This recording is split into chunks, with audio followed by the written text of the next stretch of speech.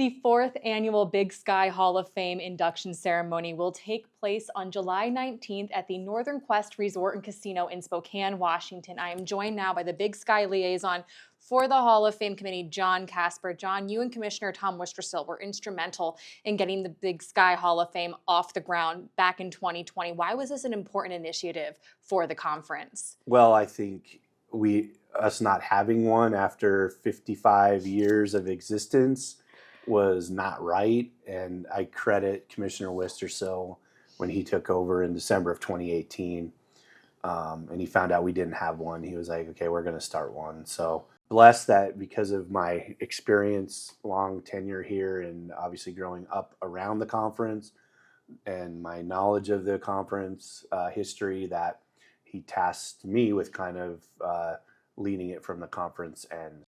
Thousands of athletes have played in the Big Sky Conference since the 60s when the conference was founded. What are the criteria to be a member of the Big Sky Hall of Fame, just nominated for it? You know, there's criteria like you have to have played a minimum of 2 years in the conference, and certain All-America awards, being a graduate of your school. There are waiver processes that you can go through to get, if someone doesn't have a degree, that our committee can decide, they're still worthy of putting in the Hall of Fame. But you think about 60 years and not doing it for 55.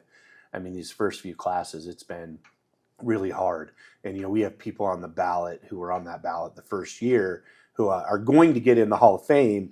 It's just been, it's been tough. And the first two classes, we ended up doing 14 per class to kind of get it going.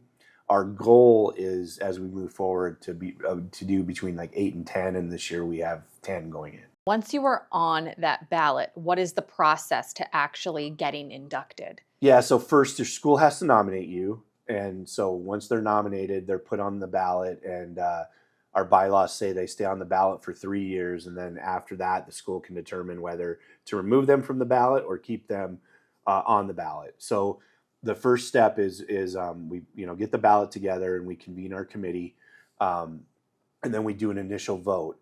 And the top vote getter in each category, so you have a male, you have a female, and you have a coach/administrator. And the top vote getter automatically goes in. So that's 3 people.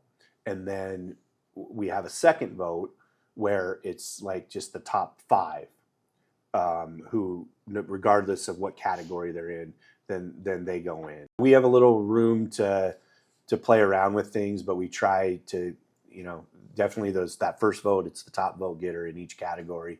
Boom, they're automatically in. And then we've tried to do some things where, okay, so Dan O'Brien is going in this year. Dan, gold medalist at the 96 Olympics, and he was actually voted in last year, but he was working the Olympics as a broadcaster. And so, he said, I can't make it this year. Can you hold me for a year? And so, he was inducted last year, or voted in last year, but we're waiting till he could actually be in attendance. You are one of the co-hosts of the ceremony itself. What are some of your favorite memories from that ceremony?